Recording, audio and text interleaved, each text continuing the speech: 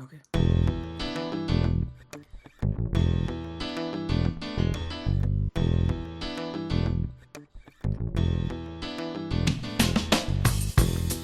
Well, hello and welcome to another episode of Proudland, where it is all of me and all of the community this time. I'm your host, Roland, sitting here with my co-host, Proud. Doesn't leave any room for me, though. Sorry, what? If it's all of you and all of the community, I feel like this room's getting a little crowded. It's getting very crowded. I'm getting sweaty. So this week we wanted to cover support, and I realized that's something I never do. Yeah, no, I was just saying, you're used to griefing the supports by jungling, not actually being one. And so so when I was preparing questions, I was like, shit, I don't really have any questions to ask Proud. So instead, I turned to our lovely community, to which we... Wait, but I thought that you spent all of that class that you tell us about every Oh, no, I week. dropped out. Oh, that makes... Now I know why we have no questions. Yeah, I dropped out of that school and enrolled in another. Okay. I'm going for business management and administration now. That'll be relevant because this is a business and it needs to be managed by administrators. Yeah, although I don't know if I'll be doing the business management within this business, but we'll see. I'm going for the easy way out. I will be graduated in 32 weeks. I will have a bachelor's in business administration and management. Okay.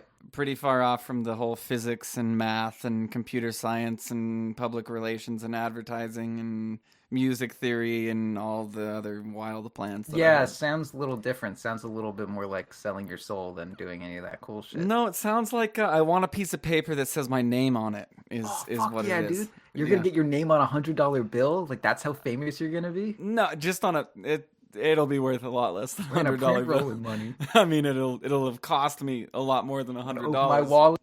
So it'll be like, yo, that'll cost 20 Rolands, and I'll be like, fuck. 20 Rolands, shit. 20 whole Rolands, goddamn. What do you Some think? dank motto. I'm a billionaire? 20 Rolands, shit. Anyway, yeah, no. So I dropped out of the local school that I was working for. Fuck that place. They just came out. So I was working for the social marketing and like social engineering of the university, and I left because of the Just Weber thing, which we got into, and now their newest shirt is "You can't handle the D." What? Not even shitting you, but because it's the D School of Arts, DEE. What? And so they literally have made 2,000 shirts that say that say you can't handle the D. Oh my god. And I don't think anybody stopped to ask them. Oh. What? No. There are kids walking around school apparently that say you can't handle the D. Oh no. Oh no. So it's just at Weber you can't handle the D. So I'm glad I jumped ship before that. Sounds way too much like you're saying Justin Bieber. You can't handle the D just at Weber. Oh my god, dude. Yeah. Well, good thing you're out of that one. Good choice. I know. I feel like I wasn't captain of the ship, so I didn't have to sink with it. You know what I mean? I don't know what ships are. Yeah, no. You live near an ocean. You should know what ships are. I don't know what a ship is. You may as well, live in a cube filled with 5K Dota. Yeah. Which, congratulations once again. Thank you. So today's episode is brought to you by our community. About 2 hours before recording this episode, I sent out a couple @everyone's in Discord saying, hey, I know you play support. Send in questions that you have, and we'll get them answered by somebody. A carry player.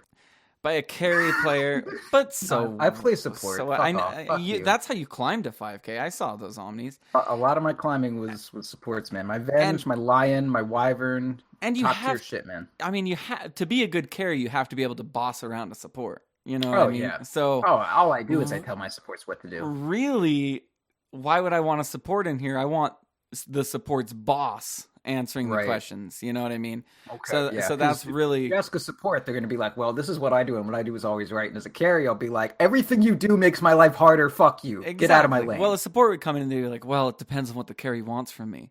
And it's like, I don't want what you think the carry wants from you. I want what the carry wants from you.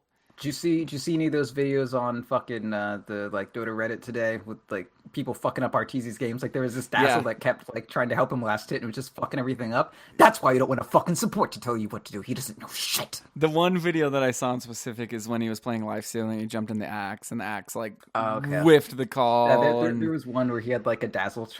He was like under tower with like 5 creeps because the Dazzle pulled because he's fucking stupid.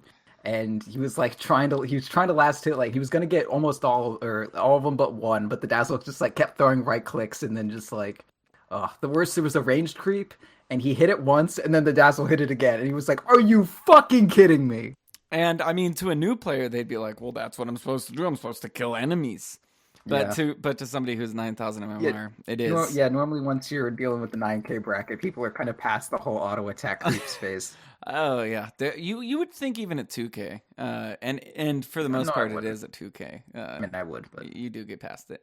But hell yeah, we have a bunch of emails that were sent in.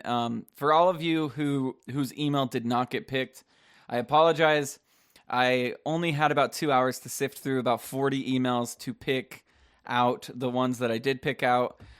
My criteria for picking them out was I could scan them quickly. Not interested in this information. I could just scan them quickly. I'm sorry. Some people wrote in novels, and I just couldn't handle it. Although we do have a few novels in here, but I thought they were pretty good. So okay, we're gonna start out with Shrek 2 on DVD. You and I both met God Shrek bless. 2 on DVD. Yeah. No, I met him, man. Yeah. The fucking echoes of the sweet, sweet sound of the .p show host voice ringing out in the warehouse where Shrek 2 on DVD puts in his long fucking hours, keeping him sane through the fucking monotony of our capitalist hell. Wow, you really got to know Shrek. Oh, yeah. I fucking know Shrek, man. Don't take me fucking lightly. I don't at all. All right, what's next? So here's his email. He says, "Next question." Next question. You know him. That's it. That's it. Matter of fact, he gives you a pretty good compliment at the end of this. But we're gonna dissect this bit by bit. Talk about my eyebrows. I got nice eyebrows. You know what? Wow. I thought that, and I thought it'd be weird to just go up to you and be like, "Look, I just met you, but goddamn those eyebrows! Like they're pretty good eyebrows." I didn't know that people liked that eyebrows were something people could compliment until I was like 19, so this is still very new to me. And now Fooly Cooly makes way more sense because that was all about eyebrows. They're good eyebrows. All I've got to say is they have a good shape to them. They're not too thick, not too thin. Right. They express your emotions very clearly. I'm an emotional boy. Yes, you are. All right. So Shrek 2 on DVD writes, lately I've been picking up support quite a bit. Idiot. Utilizing a lot of the advice and item builds from .p and Purge videos. While I've definitely stepped up my support game, one thing I'm still having a hard time getting a feel for is how I delegate my actions and responsibilities as a support. From warding, creep pulling, and camp stacking to assisting a carry, rune checking, and roaming, I find myself in a position every game where I'm doing one thing, but probably would have been more useful doing another. Yeah. Any advice on how I can improve this? Okay, well, this is like, it's like, all right, we're gonna do an episode on carries, and the first question is just like, teach me how to play carry, and I'm like, oh god. And then we'll talk about Sven and Crystal Maiden for an hour and a half. Yeah, no, like we need to start out with explaining to you how Sven and Crystal Maiden are different heroes.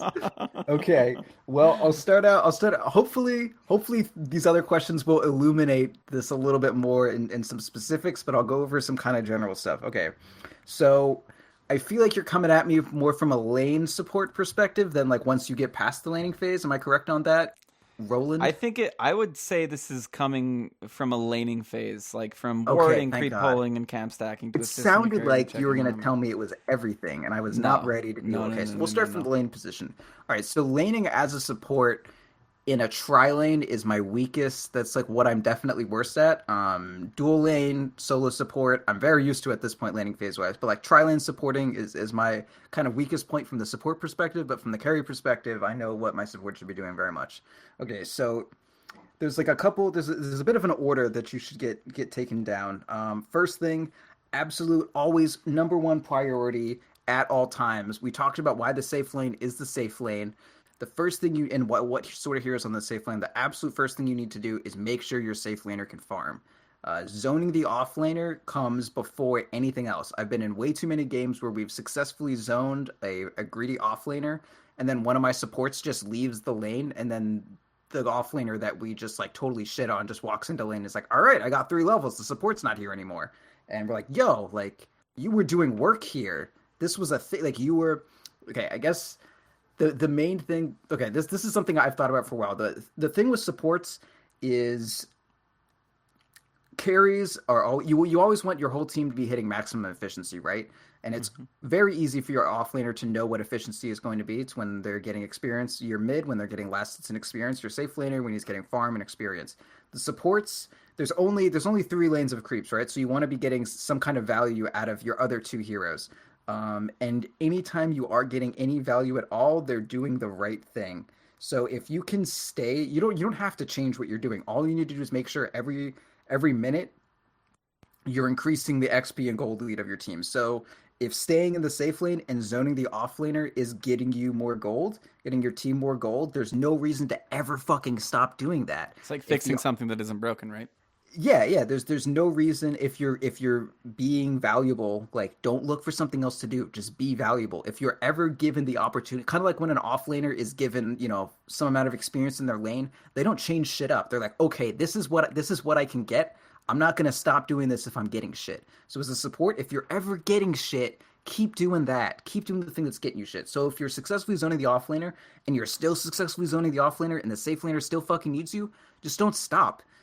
If the lane's in equilibrium and the offlaner is just standing there like, oh, I want to walk forward, and you're like, oh, you can't walk forward. You're winning. You're trading yourself for the offlaner. Great, keep doing that. If let's say you zone the offlaner and they get the fuck out, or let's say you can't zone the offlaner, then you next will look at, should I be pulling? If the lane is pushed up very far, then yes, you should be. You can pull. If the offlaner is really strong and they're just gonna dive you under tower and gets you killed, then just look at the lane and say like, okay, do I need to change something up about this lane? And if the answer is no, like if you're doing okay but you could be terribly losing, don't fuck with it. But if you leave your carry, make sure that it's for a good fucking reason. Because if like the lane that you're looking at, whenever you are in lane, never change up anything without thinking what is going to happen if this changes. So if the lane is pushed up and you pull, what's going to happen? Then you're going to pull the creep wave back. Fine. If the offlaner is like strong but he's not aggroing on your carry, if you leave, what's going to happen? The offlaner is going to start contesting your carry. So there's no reason to, if you're keeping your carry safe, if it's a bad lane for him, for them, or if the offlaner is okay, so if you're keeping your carry safe and it's a bad lane for them, then just stay. Pull if it looks like it's necessary, and the only time you should be pulling is when it's necessary. If it's not necessary, pulling is just gonna fuck everything up. Right, Roland? Yeah. I know that. Fuck everything up. Yeah, I know that. And also, the range creep, and it's gonna attack you, and it's gonna suck. My problem. Fuck everything up. My problem is it's like, hey, there's a Tide Hunter, and I'm a Bane. Come here, Tide Hunter, and I run straight down the lane in the middle of all the creeps. I'm gonna fucking right click you, and then all of a sudden the creeps are attacking me, and my carry is like, oh god, here we go. And I'm like, come here, Tide Hunter, and he doesn't take anything, and then that's where I mess up. But the big piece that Shrek wanted to leave here was P.S. Street Sects is the shit. Oh my god, Street Sects is so fucking good. And Defensive Resentment is like the best song all fucking year. Yeah. Anyway, so goddamn, I didn't know I was that into industrial noise punk until that album. Holy shit. Everything the Flenser puts out, incredible music. Anyway, also want to say in terms of stacking, stacking is really important, but it's best to try to, because like you want to do things as efficiently as possible. So you want to try to chain your actions as much as you can. So things like stack and then go for the rune. Those are things that happen at the minute mark. So maybe only stack on like the even minutes when you can also be securing the rune. Or instead of if the lane is like if the offlaner is like zoned, or if the offlaner is not near the lane, and the creep wave is in good equilibrium, don't pull. Just do a stack or something. One of the best things to do though, that I always, because on Hakuna Marana our supports almost always pull the first or second minute. But what they do, or what normally happens, is I say, "Can you guys pull?" And they say, "Yeah," and I'll say, or they'll say, "Can we pull?" And I'll say, "Yeah." And then I will push the lane up. That way, there's actually a fucking reason to pull. So and a way to pull. I mean, if you don't push it up, then they're just going to pull creeps down, and the creeps are going to be like, "Hey, I'd rather fight the enemy than these neutral guys." Yeah. So. Yeah. So it's if you do pull, communication is super important when you're dealing with. So like, unless it's pushed up really far, just don't think about pulling if it's a pub, unless you know that your carry speaks English, which I find. More often, the person with the most communication issues is typically the carry player. I would agree. I just started a Smurf and I couldn't even talk for 20 games. So it's been nice to... I'm on my game 22. Anyway, next question. This question is something that kind of repeats itself throughout a lot of the emailed in questions. This is from Heflin11. Love that guy. He says, I don't know. Yeah, he's a cool guy. I've met him as well. Okay, all right. Guy confirmed. I love that guy. Yep, guy is confirmed. Heflin11, super cool dude. He says, "Hello, Proud and Roland. Hello. I have a lot of questions about being a support, but most of them boil down to me feeling useless during a large part of the game and not knowing what to do." It's because you are useless. And we've talked about this. So we've talked a lot about how Heflin is useless. About how, I mean, off mic, of course. But there will be, the mic was still hot. There will be blood. I feel like I'm either standing around in a lane or I'm walking around the map doing nothing. For instance, if I am in a game as bounty hunter, my main forward position, I try to force the offlaner out so my carry can farm. But then I don't know what to do. Should I be focusing more on stacking or ganking? But most importantly, at what point do I leave the lane? We'll stop there for a second. We'll continue on. Okay. So Bounty Hunter is a weird little cat. Weird hairless, naked ass fucking cat. He is a cat. He's like a Khajiit, is what he is. Yes, that is exactly a naked. Hairless. It's a human Khajiit. Right. Like it's a cat human. So the thing with. So I'll talk a little bit about Bounty Hunter and Rumors in general first, and then kind of expand it a little bit, because Bounty, like heroes like Bounty and Ricky, they play differently than other supports. You know, like what you do on the map as a Bounty is drastically different from what you do on the map as a Lion. Like those aren't similar heroes at all. Your skill at playing, if you say I'm a good support, I'm gonna assume that you play Lion. If you say I'm a good Bounty Hunter, I'm gonna assume you play Bounty Hunter. Like, those are two different things. But Bounty Hunter is a support, so this is a totally valid question. So the thing when you have a Bounty Hunter is that's not going to be your laning support for the most part. I do like that you do go to your safe lane just to secure that. I think in a pub that's totally valid. Your number one concern should be, like, you never want to just give away your off lane for free. If they pick a Weaver offlaner, you want to fucking punish that shit. You can't let them just have an offlane fucking Weaver. So if you do need to send, so like Bounty Hunter and Ricky, heroes like that, their main purpose is to make the enemy mid laner feel scared, either to kill them or make them get shitty last hits and get denied all the time, play super defensive, something like that. That's kind of like the advantage of these heroes, is that they're invisible, so they can, be right up next to the mid laner without revealing themselves. They don't know at any point the mid laner could get ganked. Your mid laner can turn on the aggression, boom, you kill someone. But as like a lane support, they're not quite as good. So if you do need to help out their safe laner or your safe laner, that's fine. But as soon as they're taken care of, for the most part, or as soon as the lane support and your carry can take care of it, that's when you kind of want to get out of there. Your main goal as a roamer is normally to roam to lanes that are not the safe lane. If you can get kills in the safe lane, go for it. All you want is to be getting kills. I've played with plenty of bounty hunters. I'm in dual lane versus dual lane situations, safe lane, and I have a bounty hunter on my team, and they could just come and make it a 3v2 and we could get plenty of kills, but they're just like, oh, I'm a roamer. I don't go to safe lane, I roam. And then we just lose the fucking lane for no reason because they just think that they can't kill people safe lane, even though it's fucking 2/5 of their team right there. But in general, only help your safe laner out as much as they need. If there are no kills to be had there, you need to roaming to the mid lane is the best thing. Staying off map is honestly very useful as a bounty hunter. So if you do sit in the jungle and step camps, that's good. Make sure you get runes.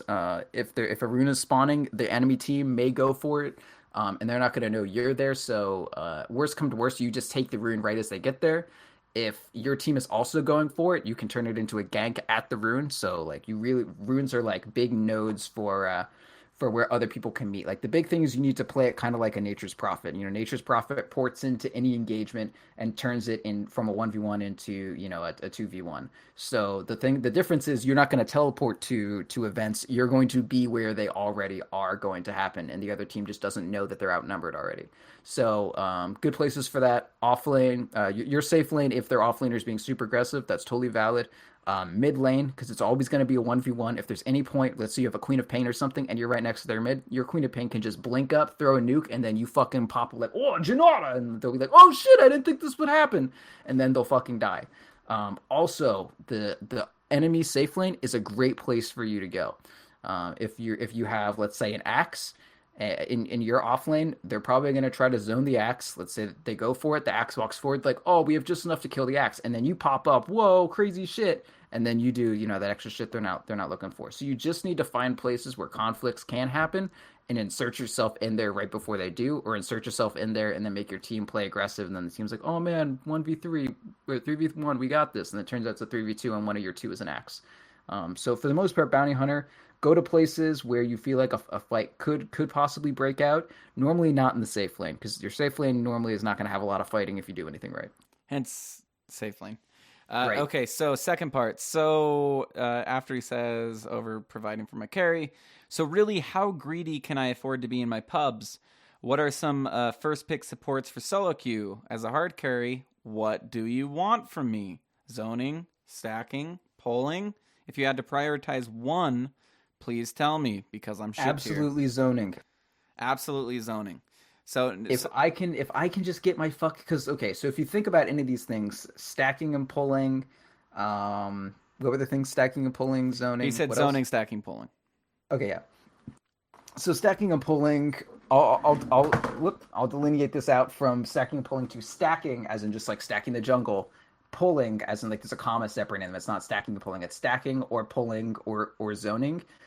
If I don't get farm, I can't take stacks. If I don't have lane dominance, I can't push the lane out. And then what's the point of either making stacks or pulling? So number one thing is you want to make your carries safe.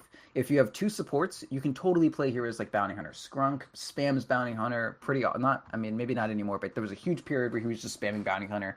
Every day we'd come on to Cocoon Marana practice. We're like, what do you want to play offline? He's like, I don't know, man. I'm having so much fun with Bounty Hunter. Can I Bounty Hunter? I'm like, no. But, you know, he plays a shit ton of Bounty Hunter in pubs. But whenever I play with him, he's always super pissy if he has to be solo support Bounty Hunter. So if you do want to play something greedy like a roamer, that's not quite, but it's almost akin to playing a jungler in terms of like it's not going to help you if you don't have another support on the team. So if you do have to solo support, you think that might be a chance, don't play a roamer. The number of times where someone picked like a Spirit Breaker and said 4 Spirit Breaker, and then my whole team was like, oh, we have a support then. I'll just go jungler, and then we have a fucking solo support Spirit Breaker or a solo support Pudge. Like that shit doesn't work. So if you do want to support in a pub before you know you're gonna have another support, good ones to pick are I often go Lion. Lion has decent damage, 2 disables, so he can actually kill other offlaners. His zoning isn't incredible, but his kill potential is. Venge is good. She's nice and tanky. She does have a stun. Once you get level 2, stun plus minus armor equals some pretty decent zoning. Lich is honestly fantastic at lower MMRs. It basically just makes your lane free. You don't have to worry about pulling because you naturally bring the wave in. You get experience just fine. You have a spammable nuke to zone the offlaner. Lich is like the perfect support for pubs. Silencer is a great zoner. Venomancer I played for the longest time as my like solo support, and I would just get the passive on the auto attack at level 1, and that's just like free fucking zoning. I would get that, and then I would get my Q to level 1, so I had a slow, and then I would get my passive to level 2 because it makes it go from like, I don't know, like 70 damage or something to like 200 after I throw like one auto attack out or something stupid like that. It's not actually that big, but it's something crazy. And then you just like max wards. I had a whole system. I don't have to talk about Venomancer, but Venomancer's fantastic. But one of the big things is you normally want either a lot of lockdown or some kind of plan. I had a plan with my Venomancer that was great. But like Lion has lockdown, Venge has lockdown. You want to be able to accomplish things no matter what you do when you're picking for a pub, right? So, if someone to take care of any situation, Lion lockdown takes care of most situations. Venge buffs your carries, has lockdown.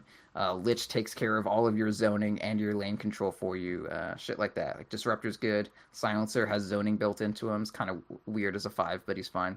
Yeah. So like zoning, pulling, stacking would be the order there, because you need to zone in order to pull, and you need to pull in order to stack type thing. Yeah. Also, if you're in a tri lane, a lot of times I notice, everyone's level 2 at 5 minutes or something because everyone's just sitting in the lane together. If you notice that the experience is getting shitty, just pull. Just fucking single pull and easy camp. Do something. I don't fucking care. Just like be killing creeps so you get more experience in the lane. That's something I always say when we're fighting tri v tri and my team isn't pulling at all. I'll just say, yo, single pull this fucking easy camp. We need to get more experience in the lane. So if you are supporting and notice that you're fucking starved and nothing is happening and you're still level 1, like fuck up the lane and single pull, or just do fucking something. You can't let yourself be level 1 at 6 minutes. Leech experience, whatever. You need to look out for yourself a little bit too. I agree. So this next question is from Gothier. Says, you can't talk about supports without bringing up how easy Arcane Boots on Medusa makes their lives. It just makes their lives so easy on the supports because they will never have mana, or they will never have mana problems, and they'll always be able to rotate and gank. TP to your lane to kill the offlaner, but low on mana, no problem. Mana Boots Medusa is there to help. There is all this talk about carry guilt, but what better way is there to assuage the guilt than by making sure your supports always have mana to do their thing? Never will they buy another clarity or make a needless trip to the fountain. Your supports will be lining up to hide nearby to keep you safe with such a nasty treat as infinite mana. Happy support, happy life.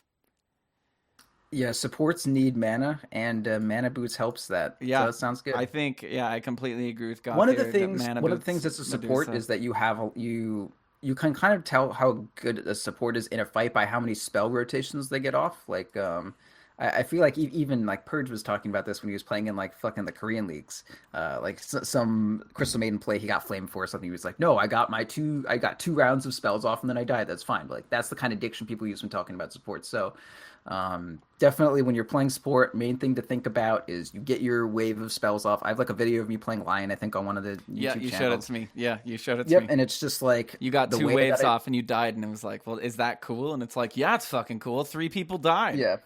And I got I got like my Q and my W off, and then I backed the fuck up, and then like I went forward, got a Q and a W off, backed the fuck up, and like shit like that. So if you can have the mana to do that, that's great. So sounds fine.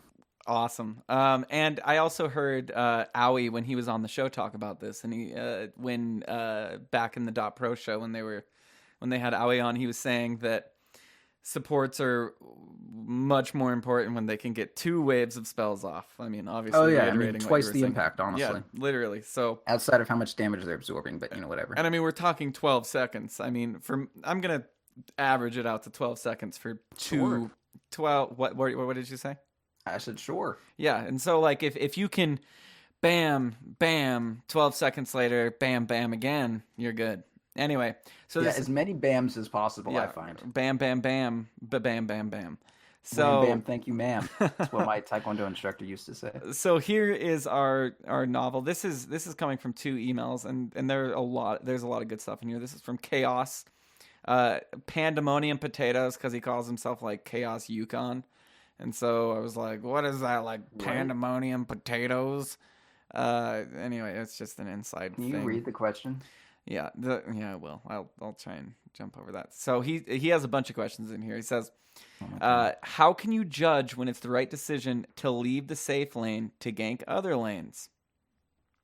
That would be the first question. How can you judge? So this is a new element I've been adding to my play recently. I've been doing if you've been watching any of the Hakuna Matata practices, Some of it is a little bit frustration based. I'll be honest. There are times where like both lanes are losing, or like our mid lane and our off lane are losing or something, and I'm like, I'm just gonna fucking go up there my fucking self, and or just like I want to use like our safe lane is like totally locked down and there's like no off laner there, and I'm like I have an Omni Slash. I want to use my Omni Slash. Can someone come here? I want to use my Omni Slash.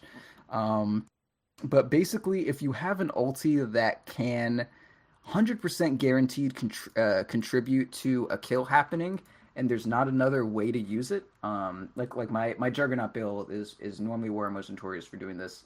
A little bit with Luna too, but I'll go. I have my Mango or whatever. Everyone knows the build, and I have I'll have like my Aquila and my Vanguard done, and phase boots, and also have like my Mango in my pocket. So I'll TP to the off lane, and then everyone will go there, and then we'll just catch someone out. And if I Omni Slash anything, it's at least one kill, because it's my off laner who's doing decently plus like a support. Or I'll go mid because I have my Vanguard and a healing ward at level 2, and I want to fucking push. So like with Juggernaut, I know I can always get something out of it. If I'm playing Sven, I'm probably just gonna go farm jungle and give someone safe lane. But if you have a hero like Juggernaut, Spectre's a good one because you don't even have to stop farming to do it. Luna, another hero with a great ultimate on a decent cooldown that you just want to if to get maximum amount of usage out of your skills, you need to I guess like one of the resources you have to work with is your cooldown. So you want to get that. This is really hard to phrase. The functional definition is that you want to get your you want to be using your cooldown at all times. You want the numbers to be ticking down until your next one. Kind of at a weird abstract, I would say you want your ultimates to be active as much as possible for as much of the game as possible. You want as many times spent in Omni Slash as possible to be happening. Although that's not to say use Omni Slash every time it's up whenever the fuck you want, but you want as many seconds of effective Omni Slash happening in your game as possible, because the more you use it, the more it's off cooldown, the more you can use it, etc., etc. So if you have an ultimate like that, go fucking use it. Go, if you can't do it in your lane, go port to another lane and fucking use it. That's how I kind of do it right now. If you're really farmy and you can get way more farm by just fucking farming your lane rather than porting up to get a kill, that's one thing. But also remember, if you're not the only one who did well in their lane, you're going to have freedom to farm later if you get, your off laner a couple kills and get them space. For sure. Okay, so next question would be, what paths do you recommend for support movement between the lanes? And in general, what is the smart way to move as a rotating support? The path less traveled is always the path. I knew something cheesy was going to come out of that. What was the question? So what paths do you recommend for support movement between the lanes? And in general, what is a smart way to move as a rotating support? I'm going to go ahead and translate this. Never through the river. Yeah, probably on higher ground, right? Is what I would imagine. Yeah. And hidden, off map. As that one EDM song what song is that? Is it a I don't know. I listen to good music. I don't. So listen. I don't. There's one. I think it's anyway, the shortest distance between two. Okay, points is a line. That's some song. Yeah, no, that's right? truth as that? well. The shortest distance between any two objects is a straight line for sure. As the crow flies, as they put it. Yeah, so that's probably the best way to do it. Probably off map. I think this is something that I can even reject. It is Glitch Mob. Okay, that's actually a good album. But it's specifically a line from me to you. in a straight line.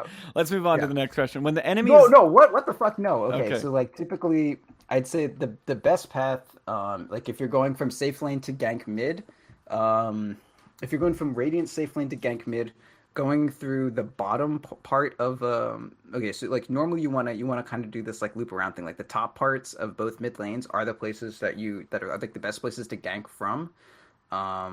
If you're Dire, okay, we'll start it this way. If you're Dire ganking Radiant, you want to go through the jungle down to more or less to the rune spot, smoked, and then you want to walk up the radiant, like the top ramp of radiant, kind of near the ancient. So you want to get them through that way.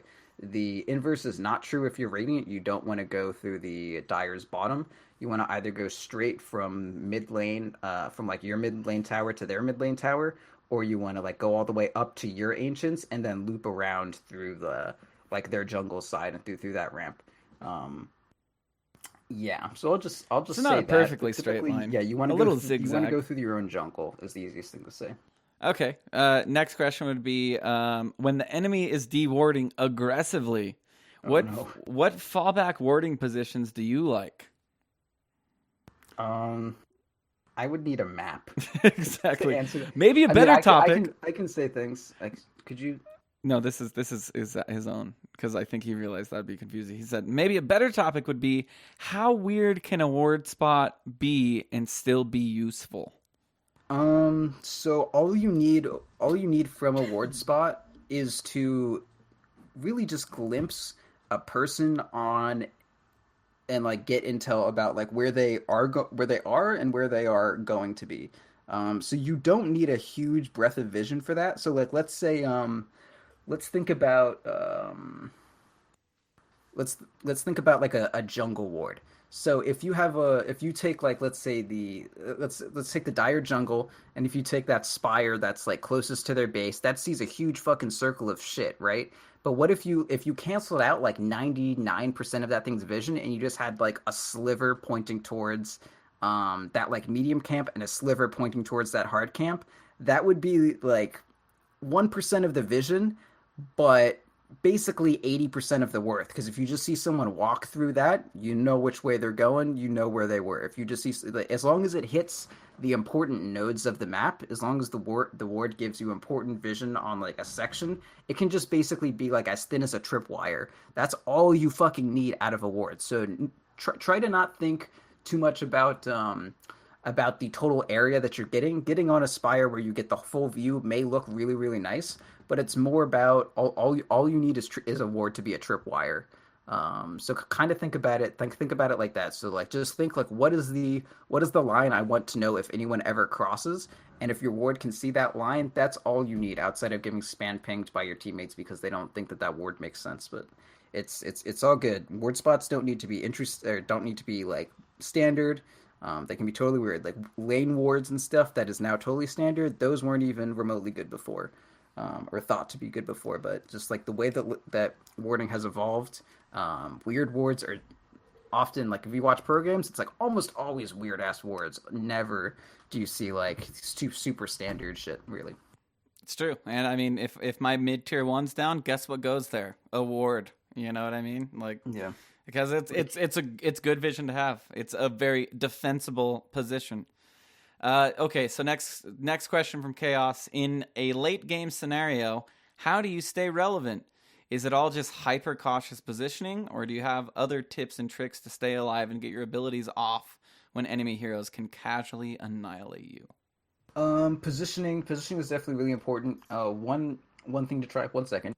Okay, one thing to try is pre-casting abilities, and that's sort of more of an advanced thing, and not everyone can really get that off. But the idea is cast a spell on someone before they're in range, and as soon as they are in range, your character's going to do it. So let's say I see an axe, and I cast Hex on him, even though he's like a fucking screen away or whatever. But if I keep vision of him, or let's say I see him when I know he's going to try to blink on me, and I don't have like a blink to blink on him first, whatever. If I cast Hex on him, the second he blinks on me, Lion's going to be like, "This is what I was already told to do," and will Hex him immediately.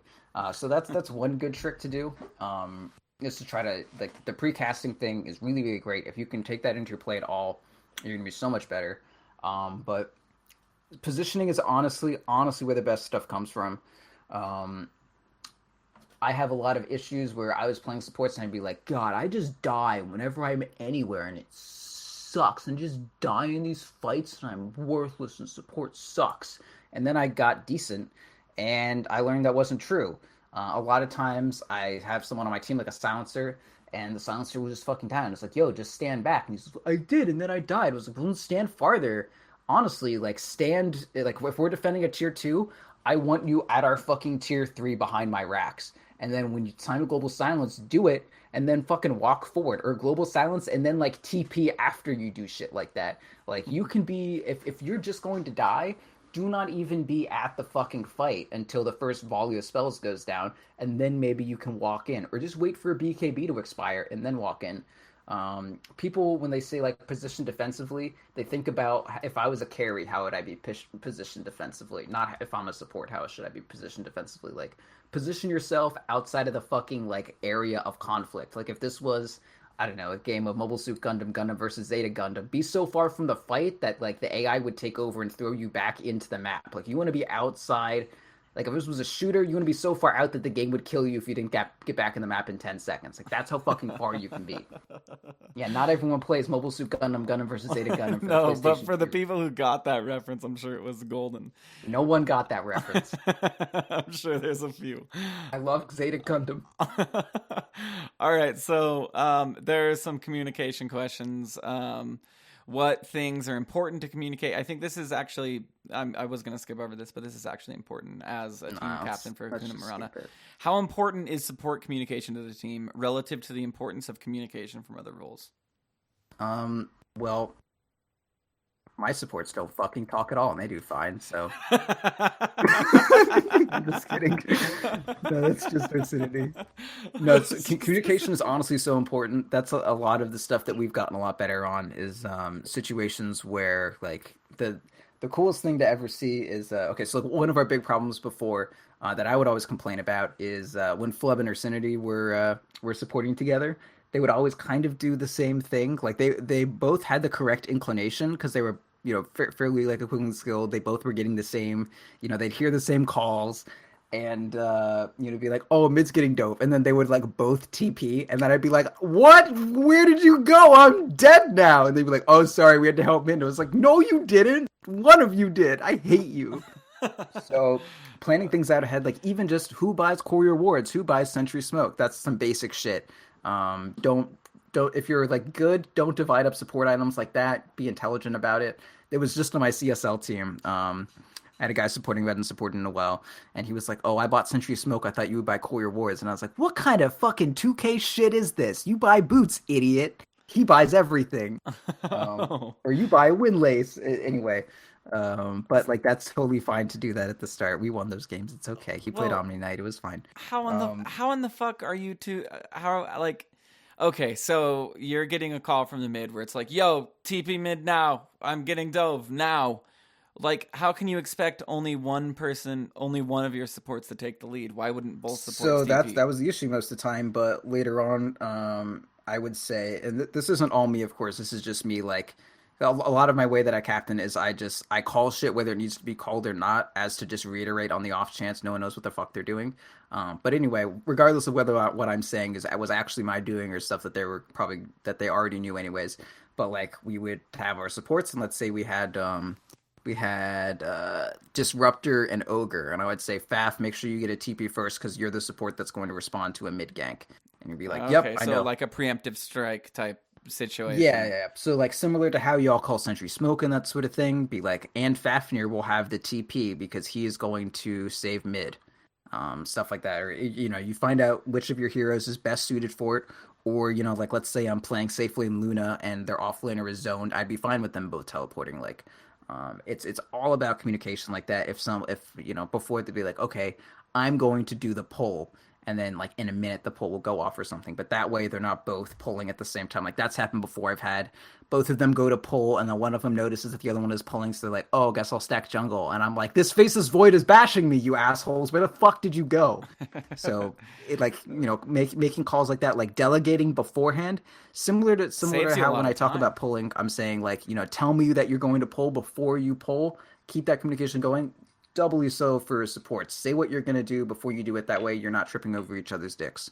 I mean, that's got to be a way pro teams communicate, because there's, I mean, when we're talking, you know, averages of like 8K MMR teams battling for hundreds of thousands, if not millions of dollars.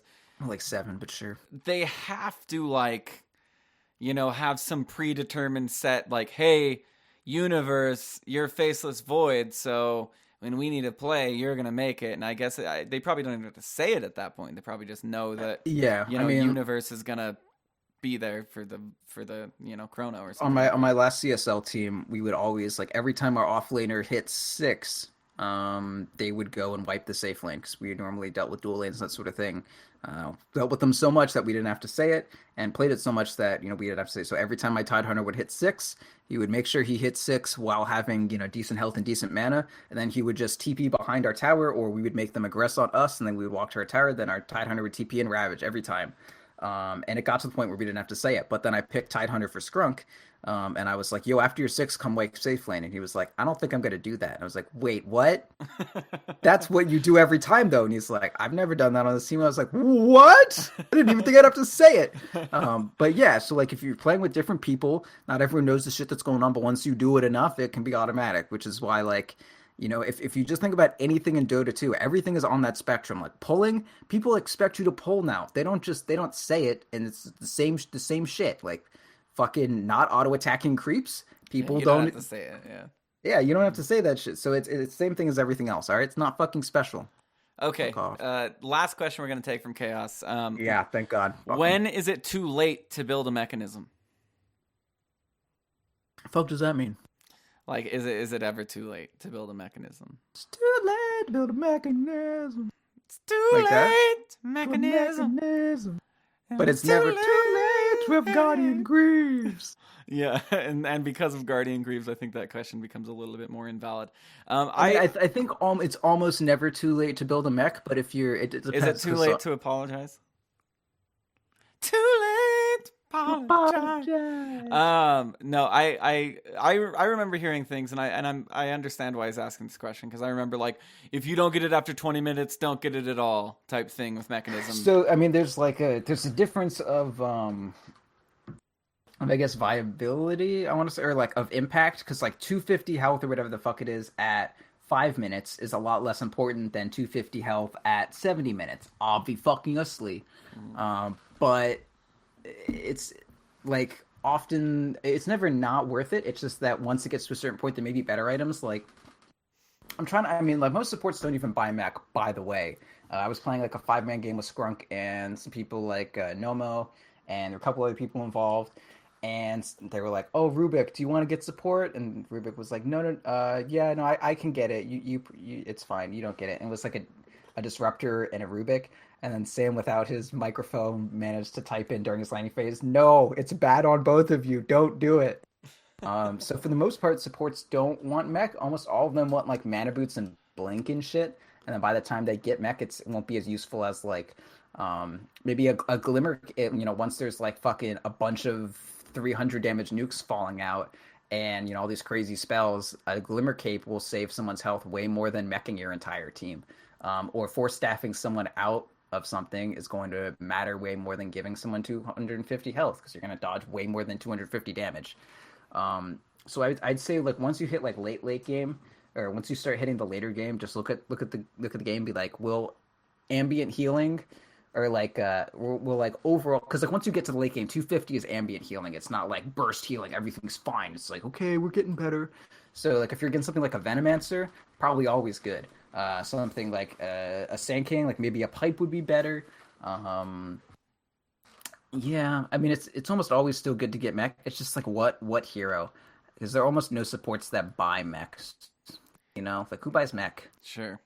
Well, hero kind of. Speaking of what's his Shen. Umcinity? What's his name? What are you doing? Umcinity. He wrote in Ursinity. Your sin.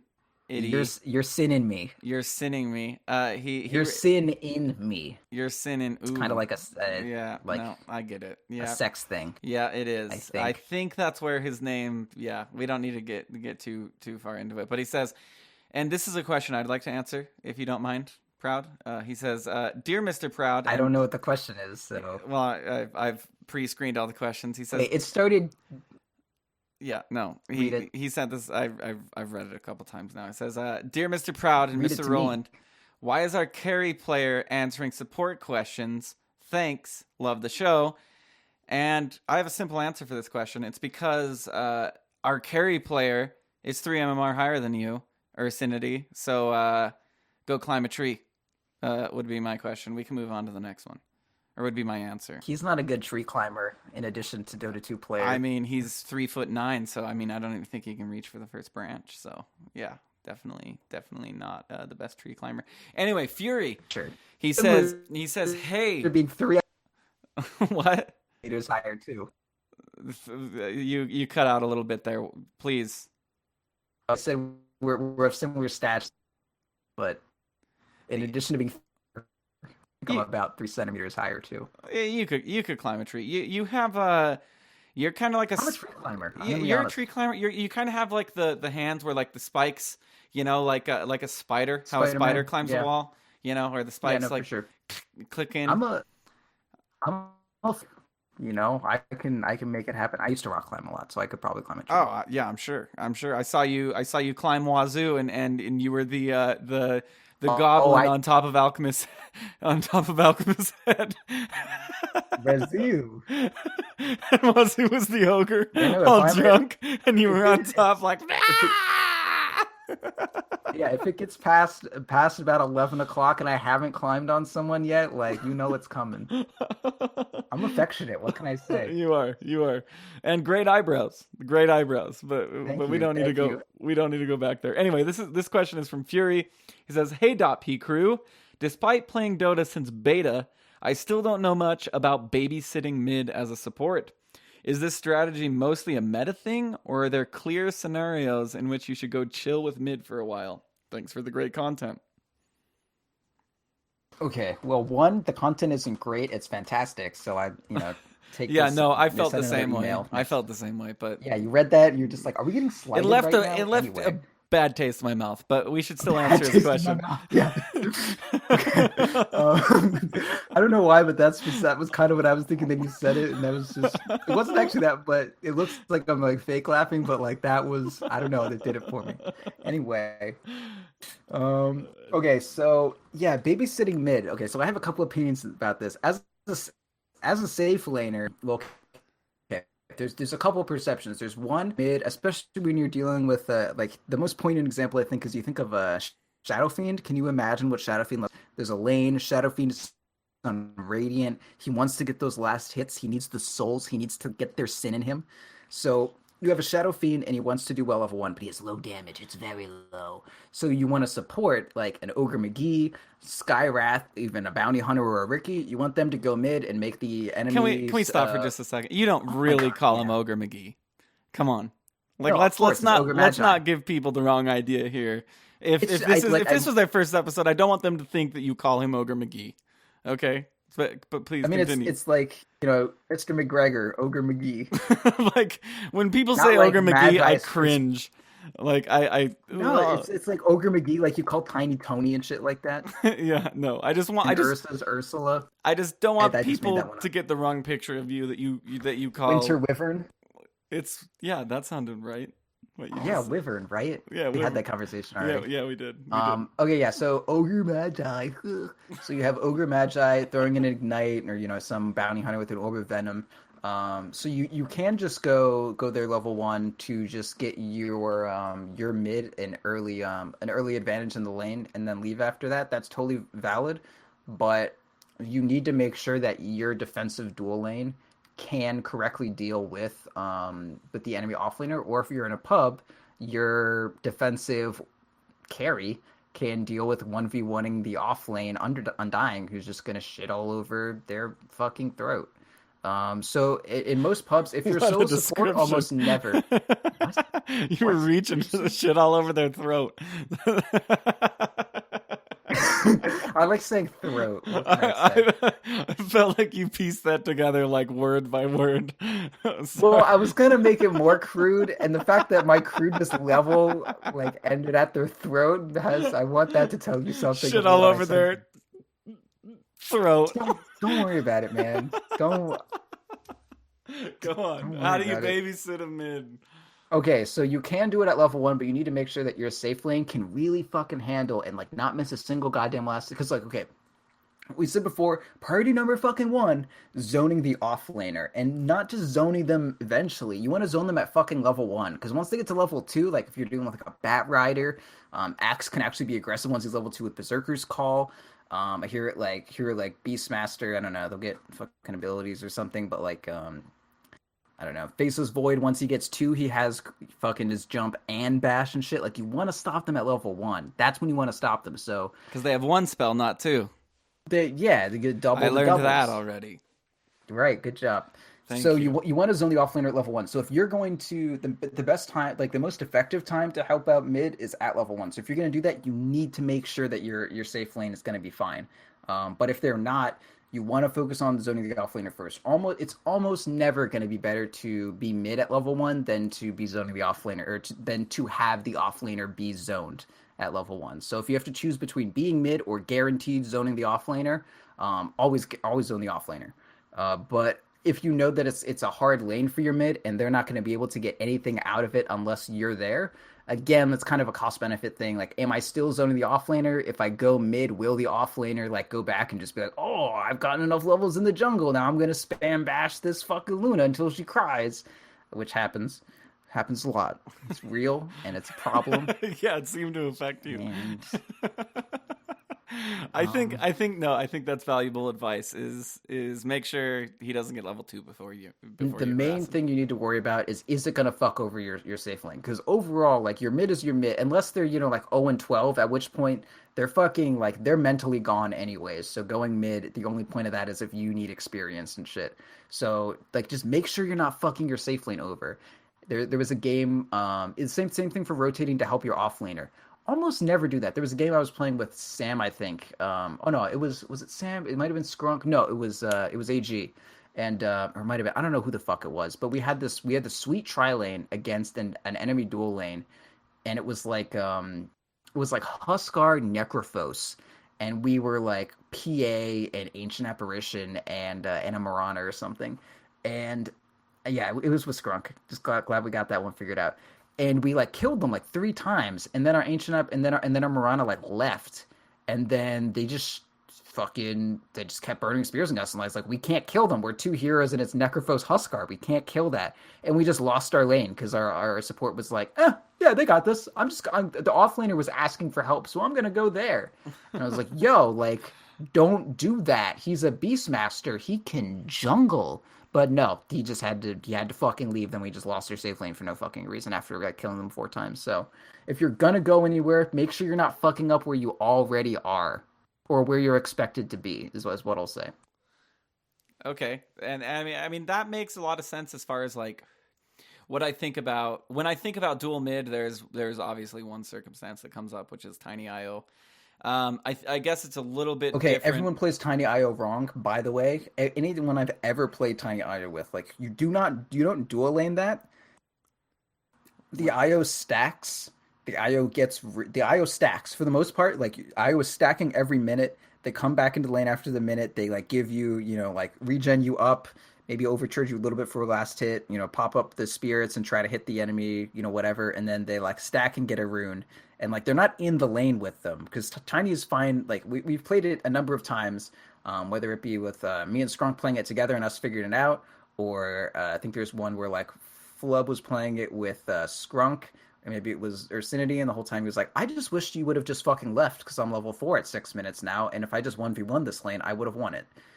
So don't, like, babysitting mid is not leeching experience and chilling there. It's like doing various things and only coming in when like you have a fucking brief spike of time where you can help a shit ton. Like walk in there, ignite, throw a fire blast, walk out. Or as Wisps, like walk in there, pop your bottle, tether them, fucking, regen them up, walk away, go stack a camp for them. Like that's what dual laning mid is. Dual laning mid is not just like 2 heroes walking back and forth, like double denying and shit. Like that's not dual mid. Like Carpe mid. Would be the best way to put it. Okay, so Eugene, how do I farm if lane is static, and if I pull, I will destabilize it? Basically, I'm a support. The equilibrium's perfect. How the fuck do I get anything at all? Passive gold. No, I'm just kidding. One thing, communication wise, ask your carry to push the lane out so you can pull. That's one thing. Otherwise, make stacks and sit by them when they are taken later. Ganks are the main way you can do it, honestly. If I mean, on like it's not like you're gonna look at the game and be like, well, everything's going great, but I want gold. Where is my gold? It's like sometimes you're just not gonna have it. But the main thing is you need to know where you're gonna get it eventually. So things like making stacks and having your carry take it and then taking safe lane over while that happens. If your safe lane is totally fine and you don't need to be zoning and that's why you're thinking about farm, you want to like rotate for another lane to gank and stuff like that. Like getting kills is one of the main ways supports farm, especially if you're Affinity. Getting the kill or tower last hits, that's always. All right, let's move on. So Dustin, No, stop. Okay, go ahead. You're gonna tell me to stop and then be silent? No, give me. Do you need to think? Yeah. You need to ponder on all those tower last hits, or is he stolen from you? I just need a little. Could you just? I'm trying to, and then you're talking, and it's just. I feel like we could all benefit from a little bit. You're right. Let's take a step back. Let's take a. Here we go. You're like a cat. Okay. I'm a little bit like a cat. You've seen me sit. I've seen very cat-like. I've seen you sit. I've seen you climb. I'm a little cat boy. What can I say? Anyway, if you don't get attention, you definitely start to scratch things up, and it's like, come on, you bastard! Yowl. It's just what I do. You have a box in a box. that you go in, and it's just like, don't, just leave him alone. I know that scratching. It's proud. Just don't even look. He's doing his thing. I do a lot of kneading on blankets. Okay. Anyway, yeah. All right. So next, no. Because you're like you can get farm that like most of the way that supports are gonna get kills or get gold is through like the tempo of it. So sit in lane if you need a last tip for your boots, let people know. But like you need to be getting kills, and to get kills, you need to spend money to make money, buy smokes, that sort of thing. Set up good wards, but you need to be very, very predictive. Once you're hitting like mid game, once your nuke is like level 3, then you can do a camp or two by yourself. But like really don't neglect stacking, and then sit next to the stack that you made and declare like I will take 1 creep, and they'll be like, oh okay, you made the stack, you're allowed 1 creep, and then you take 1 creep. Or when let's say your offlaner's like I'm gonna go jungle, and you see there's a big wave there, and they're like, oh man, the enemy team lost their creep equilibrium control, time to port to top lane and farm it. Offlaner, can't you do that? And they're like, I'm kind of jungling, and then you just do it yourself. So you just need to look for the opportunities, but there are definitely going to be times where the lane is perfect and your carry is like, no, don't pull, I don't want you to, I'll feed. And you're like, okay, so then you just kind of like, sit there and wait for the minute mark for you to, do some stacks and secure the rune and shit. But securing bounty runes, as long as your mid doesn't need it, good way to get farm. Yeah, no, that absolutely is. I guess if you want to go down the priority list, just go rune control if that's the case. So this next one is from an already 5K support. He says, hey guys, it's Dustin. Hey guys, I got to 5K playing mostly support, and one of the lessons I had to learn along the way was when to recognize when I'm useless in lane and when I should try to do things elsewhere on the map. Yeah. Especially at lower levels, I found that weak safe lanes are extremely common, and there are times when there just isn't much you can do to help your carry farm in your lane. What are your experiences with this, and when do you make the hard choice to leave your poor carry player alone in the lane? Well, typically once I hear, support noob, leave my fucking lane, which does happen. I normally actually don't leave after that. I'm like, you're dumb, I'm gonna keep helping you. And then, I pull, and he's like, why'd you pull? And, shit like that. But on a more serious note, as I said before, what you want to do as a support is, as a carry, a safe laner, an off laner, you're always hitting some level of efficacy, I guess is probably a better word for it than efficiency. You don't so much need to find maximum efficiency, you just need to find some binary level of efficacy being there. So if as a support, for a fact you're not getting any efficacy, maybe it would be better off for your carry to just sit under tower and fucking leech experience. Or sometimes lanes are so fucking bad that you just have to fucking abandon them and like very slowly jungle with like an Iron Talon on a level 3 Spectre as you do one camp and then walk back to base and do one camp and walk back to pace. I've won games like that. sometimes lanes are just that fucking lost. So you need to be like, we can't do anything here. I'm gonna leave. You need to just not go back to this lane. I don't care. Like this game is probably lost. If you stay here, it is guaranteed lost. Like maybe the game will be shit. It's bad if you to just fucking leave, but the game itself is bad. So anything you do is gonna be bad. You might as well choose what's least bad. And what's least bad is doing something weird that gives you a chance. So take a fucking page out of Eternal Envy book. Just do weird shit. If shit is bad, play fucking weird. So if the lane is fucking bad and you can't help them, tell them to just get the fuck out of the lane or leech experience. And yeah, just go fucking go gank mid. If your lane is bad, hopefully the match isn't totally imbalanced and one of your other lanes is good. And just play that lane. Make some stacks deep in your jungle. Not like the safe lane fucking hard camp stack. Don't stack that up because then their off lane or your axe is just going to take it.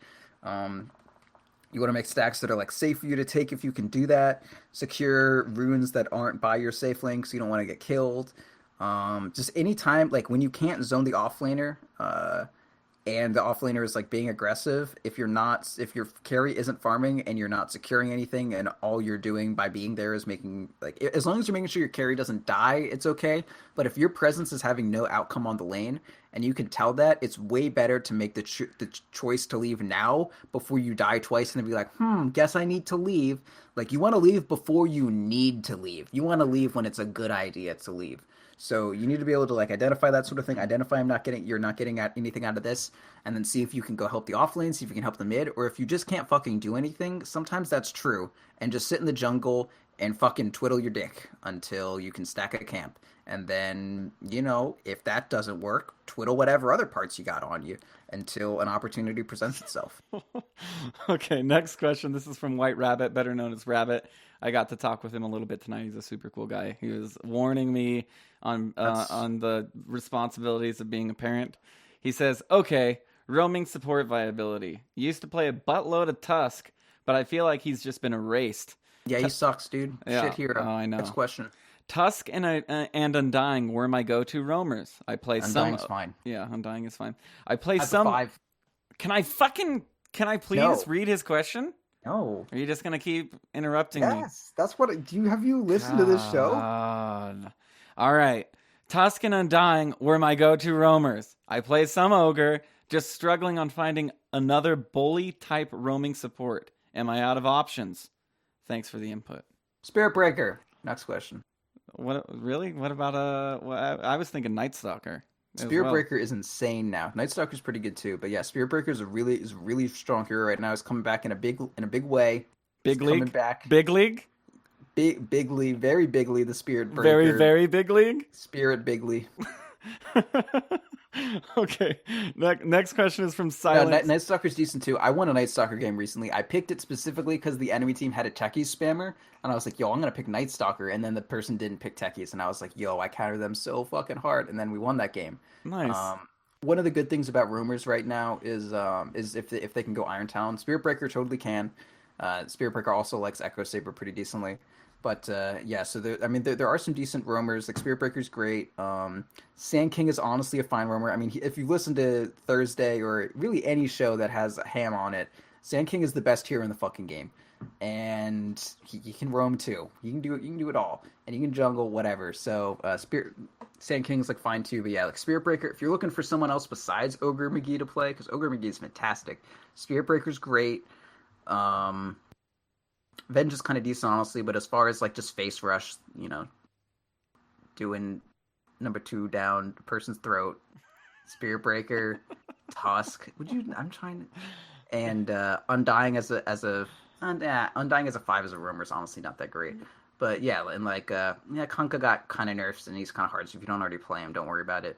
But yeah, like Spirit Breaker, Ogre, Night Stalker. There's like one other. Do you remember who it was? Oh yeah, Earth Spirit. But I mean, if you don't play Earth Spirit, don't learn now. Yeah, serious. Oh my god, that hero. It's the bane of my random.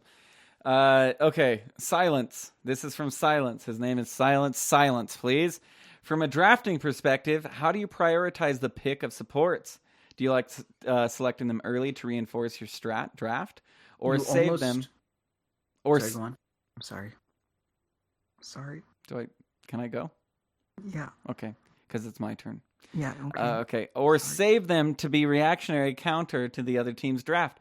Or, if off base, let me know your thoughts on how support picking works into the draft. So you always want to have. I almost never want to. I'll work back a little bit. I almost never want to last pick a support, and I never want to have my safe laner and my mid laner picked in the first two picks, unless it's something like Invoker and Lifestealer are the best heroes in this patch. You want to first pick either one? Like, whoa, we got them both, crazy. Like, I'll do that. But if the meta isn't like like I'll first pick Drow OD, sure. But if the meta isn't Drow OD, and just all things being like quality of heroes equal, I'll want to get like my top choice on supports. I want to get that first. I normally wouldn't want to get my second support first because supports are normally the more reactionary heroes. You can have like reactionary carries or reactionary mid. But normally it's like you want a carry who can do things in the game, not a carry that's like, specifically a hard counter. But as far as supports, if I want to be able to, like, if I see a Morphling, I want to pick like a Lion and a Skywrath or a Silencer or something, like that's where my counters are going to come from. Or if I see a Sven, I want to pick up a Winter Wyvern. Or if I see, a Juggernaut, I want to pick up a Winter Wyvern. Shit like that. I see a Lifestealer, I want to get, Winter Wyvern or Bane. Yeah, I was gonna. Shadow Demon, honestly. Oh yeah, if I see a Slark, I want to pick a Shadow Demon. Like, you want supports are normally what people prey on, so you don't want to pick supports that can very easily be food. Like, I've seen someone pick a CM into a Slark, or no, someone picked a CM in their first two picks. I think it was on Ham, and then they picked like Juggernaut and Slark as their two cores, and I was like, well, can't say we didn't ask for that one, and it was horrible. So you want to pick one kind of, like, can be in any situation support early. I normally want to say in your first two picks, but depending on the priority of heroes, like, I think the best opening is always like an offlaner and one support. I think that's the best thing that you can do. But if something like, let's say you have an Invoker spammer like we had with Vafa, and Faceless Void is really good, you can first two like Faceless Void Invoker, that's fine. But you don't want to pick your carry third. So you want to have both supports picked normally within the first 4 picks. The best thing I think is to have one support in the first phase, one support in the second. I normally like the support as the third pick. Like one in the first phase, the second is the third pick. I think that's the best thing to do if you can. But if not, if you have a carry specifically in mind or something like that, or a mid, get that third pick and then get your other support last pick. So normally it's one support in the first phase, one support in the second phase, I think is the best way to do it. Interesting. Yeah, no, I agree. I've always had like it's Jug Inspector gonna get banned, so I want Jug Inspector now. But that's good to know. Matt A also in his first line here provided me with something that I didn't know, which was the colors around the TP animation match the color of the player bar, so you can actually determine who's teleporting in. I did not know that. Probably has something to do with you being slightly colorblind. I turned on colorblind mode, but I don't know if that helps. The colors, the player colors are still the player colors. Yeah, no, I'm going to get those glasses. There's colorblind glasses that allow me to see color. And apparently anybody who's ever been colorblind and put them on have just had this bright outlook on life and have become multi-billionaires. So your music career will be dead if you do that. Yeah, it will. I won't have anything depressing to write about. Next thing he says is, what kind of things do you look for before diving a tower? Of course, general rule of thumb, don't dive a tower. But of course, there are times to dive a tower. What would be your 3 things you're going to dive a tower? As a support? Yeah, I guess. Yeah, we're talking about support, Matt. Sorry, no. Did you not get the memo? Yeah, serious. Okay, I'll say it needs to be a really good. Well, honestly, I need to be playing Lone Druid, and nothing else matters because I'll just fucking do it, and I'll end up at your goddamn tier 3, and I'll get that fucking kill, and then I'll be dodging tower shots with bear form off the experience I got from the kill because I'm fucking level 5, and I'll be like, God damn it, why don't I have a TP? and I'll throw my bear in front of the tower so the bear's taking hits, and then I'll walk through, and then I'll recall the bear and throw my bear in front of the next tower, and then I'll walk through, and then the bear will die on the last shot, and I'll die from the health loss. Oh man, you should have resummoned. Okay, how do you make this how do you make the decision to farm a camp, stack it in the early game as a support? I feel like we've already been over that. I'm sorry, Matt. In a pub, what is the best way? No, that's fine. If it's at like if you can't kill it before the minute mark rolls over, stack it. If you can farm it, because like I mean, a lot of times as a support, like let's say I'm Lion, I'm gonna need to earth spike a camp twice before I can actually kill it. So like that's so if the time is at like 40 seconds. I'm probably like I'm gonna earth spike it twice, and then I need to like right click some little creeps, and then like it'll be really hard. And most of your damage as a support is gonna like stack clearing damage is AOE.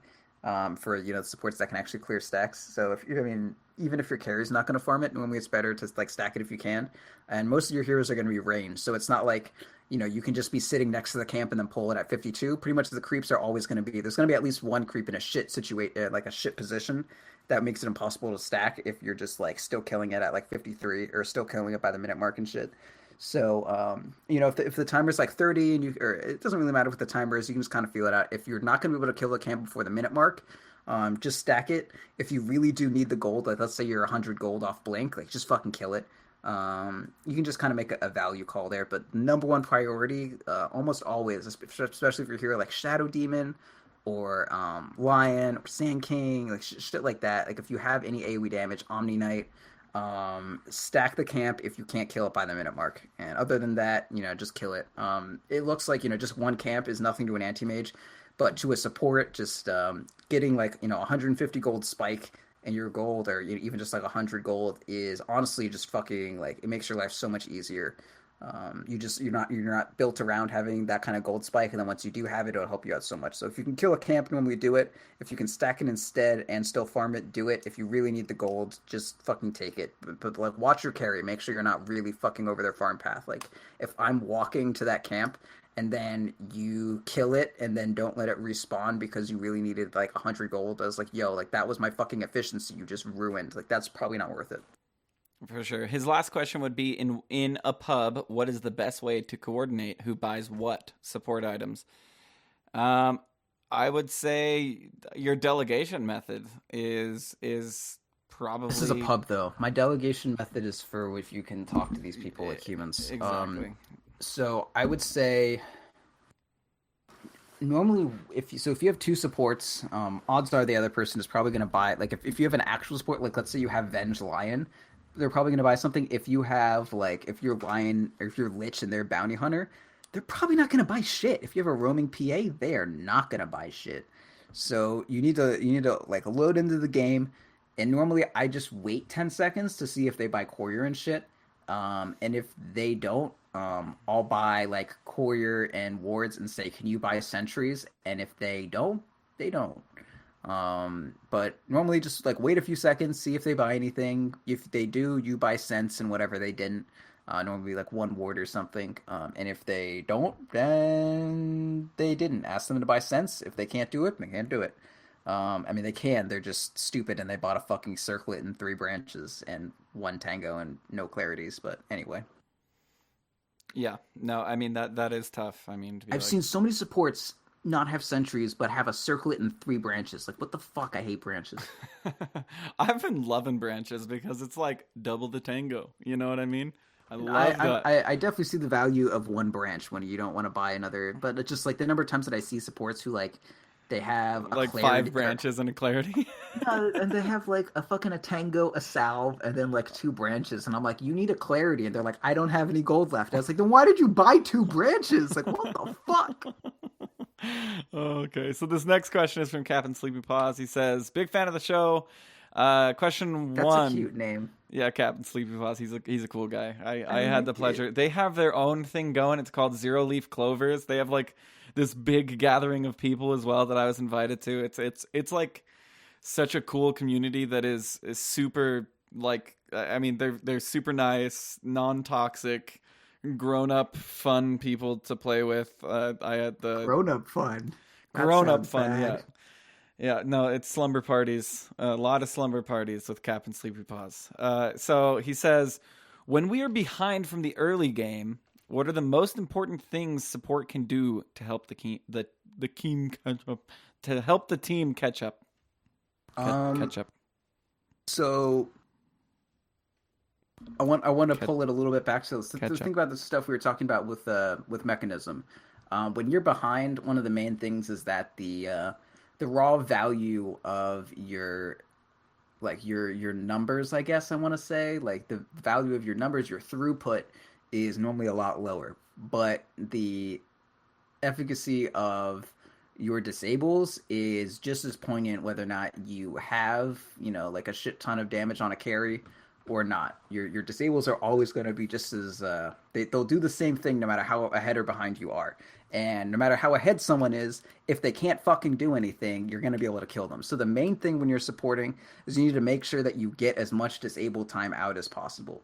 If you're a support that doesn't disable, let's say you're an Ancient Apparition, then all you can really do is you need to just like make sure that your spells are, you're hitting as many people with your Frost Blast and that sort of shit as possible. Supports are normally the tipping point in any game. A carry is going to be a carry. A Juggernaut who Omni Slashes is going to be a Juggernaut who Omni Slashes. If the Juggernaut is like worse off than the other person farm wise, then that's just kind of like what it is. There's not too much like, I don't know. This is kind of weird to say, but like no matter how much skill you put into most carries, if they're behind on farm, they're gonna perform a certain way. Supports are very different. Supports, if you're behind on farm, you're kind of already behind on farm by default. So like if I'm under farmed on Lion, it's not going to make too much of a difference than if I'm over farmed on Lion outside of like, the tipping point of whether or not I have a Blink Dagger. But even if I am there, the only thing a Blink Dagger is a tool to help me deliver my skills. So if you can be that X factor and like against the odds, you don't even have a Blink Dagger, but if you like hide in the trees or whatever, or you're waiting patiently the correct time, you can pop out and like get that hex off anyways, regardless of your farm. So you need to try to be that fucking X factor as a support, honestly. I think when you're behind, it's honestly almost all on the supports. Obviously support carries want to get as much farm as they can. You want to try to, squeeze out way more farm than you have any right to. You want to be way more efficient than your opponents. And like, I am getting 100% of the farm available to me, which isn't too hard because there's so much. And your opponents, they may have all this ground, but they're only taking, 70% of the farm available to them. Like that's what you can do as a carry. As a support, you want to make it 100%. Like you want your carries to be able to pick off their supports immediately. And then you want your supports to still be alive to, like you're dealing with a Medusa, but she's been sheeped and then hexed and then mana drained and then hexed again. And then you can actually kill their Medusa if she doesn't get to do shit all game, or their Shadow Fiend, or if their Slark is just locked down. They're like, oh, Slark went a fucking damage item, but he wasn't able to use it because he was just locked down the whole time. So he was just as squishy as our underfarmed heroes because, he spent all his gold on damage and that sort of shit. So just try to do your shit. Focus on maximizing your lockdown. Focus on not dying. If you die, you're not going to be able to, like, your carries aren't going to be able to outfight their carries without you. So, like, your life is important. Don't just give it away. Ode to my Skywrath mage I played with you the other night. 21 deaths. That was truly terrible. Did we win that game? No, we lost hard. Even though you did extremely well. And you were was like... that when I was tiny? No, that was with AG. No, you were... no, that was with FAF. You were... Oh no, you were Outworld Devourer, and you were still like like 15-3 and had like 30k net worth and had like AC, Sheep, Shivas, and I was Skywrath Mage and I was still trying to put together my arcanes. It was a really tough game. I died a ton. Okay, so next question from Captain Sleepy Paws is, what is your favorite support, Proud? Omni Knight was. I love Omni Knight. Before they shot him in the face. Yeah, and it wasn't just because it was good. I always loved that hero. I remember I was playing a game with like way back, like before ranked. I was playing with like Skrunk and all of his friends, and they were just like yelling and doing crazy shit. And like they all knew each other in real life, so they were all like joking around and shit. And I was just like, every one of my heals, like Omni Knight feels like a fucking Dark Souls character. every single one of your moves has so much fucking weight, and they all do so much. Like, he's a fucking Dota hero. Like, one of his abilities makes you fucking magic immune. The other one does 360 heal and pure damage to everyone around you. The other one makes you fucking immune to physical damage. Like, that's some. If you add any one of those games to any other fucking ARTS game, like, they'd be like, wow, first pick every game. That's completely broken. And man, that's Omni Knight, dude. So just I have like fucking idiots running everywhere, and I'm just like, and I just fucking like jam out every single skill. I just throw my body across the map, like 4-staff forward, and then like do that like his Q, his purification. He like throws out his fingers, he's like you, and then they get healed up. He's like, oh, it's awesome. I mean, it's great. Also, Venomancer, honorable mention. He was the support that I solo support with the most. Not recently, just because I've been like, yo, well, there's a Storm Spirit. I need to be Lion, but. Venomancer, the fact that like every game I play on him, one, I have my own like strategy, like I have timings and a tempo that I do with him, and I have like certain things that I do, and I can command my team around to like make this shit happen. That's really fun. Like you like win your lane early game or whatever, and then I defend one lane by myself. I normally go to the off lane, and then because with my wards they need to devote about 3 heroes to take their safe lane tower, and they really normally want to do that. Or I take mid if they want to pressure mid. So I always defend a tower by myself, and then I have my other 4 teammates or 3 teammates, and have one go to the other lane. They can put out a tower. So like my one support is taking up the time of 3 of their heroes, or nothing is happening at all, and I'm trading 1 for 1, or nothing is happening and I push their tower.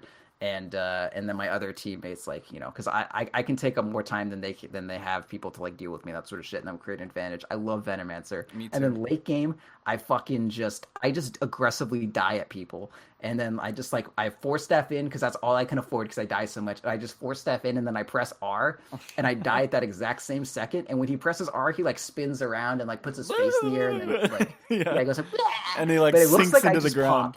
Like all these nukes hit me, and I'm just like, and then I just fucking fall on the ground, and there's shit everywhere, and everyone's like, Jesus, what is that? Gross. Just holding that shit in this whole time, and I'm on the ground, fucking dead. And that's Venomancer to me. So that was Venomancer. The first fight I ever got in with Denny and Andrew, Cyphus and Wazoo, sorry. It was Venomancer mid, and I was like, you guys, this is fucking insane. I get all these levels, and I just keep throwing wards down, and then like 4 of them come mid, and they can't even deal with my wards. It's insane. And they're like, no, Venomancer isn't a mid, you idiot.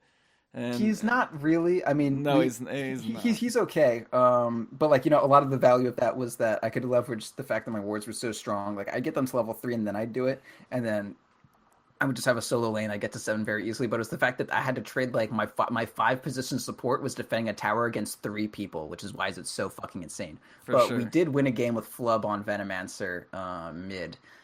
Last session, and he was against a TA, and I was Luna, and we just made it a push composition. Well, TA's like kryptonite. They had like 3 blinkers. Yeah. It was great.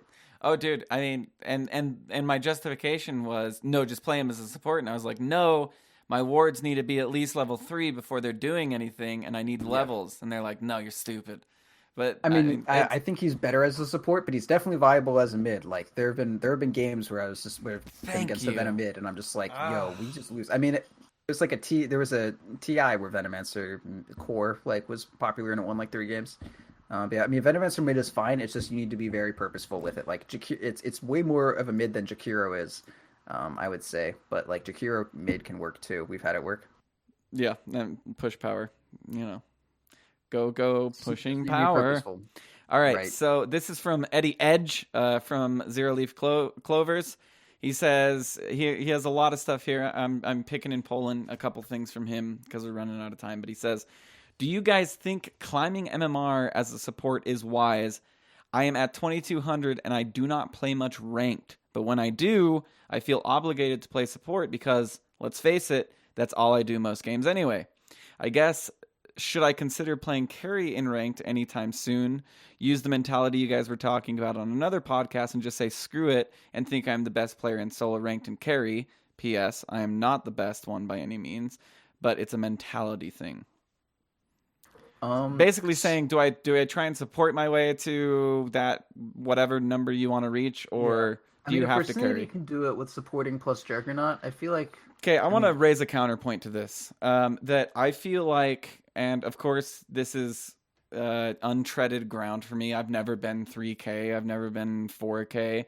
But I feel like if I were saying, you know what, I'm going to get 5K by supporting, and I was starting at 4K, it'd be a lot easier than saying, I'm going to get 3K by supporting and starting at 2K. Because you got to realize, unless I'm playing that save the dumbass hero, like, for instance, Omni Knight or Dazzle, or in some cases, Warlock, healing support heroes, I'm not, like, I can't carry the game, you know what I mean? And if my dumbass Spectre keeps dying over and over and over and over and over and over and over and is still trying to build Radiance and has 2,700 gold till the end of the game because he's trying to go Relic first before Boots, what the fuck am I supposed to do? And I think that's kind of what he's getting at. I mean, that's something that is a huge trend in the 2Ks.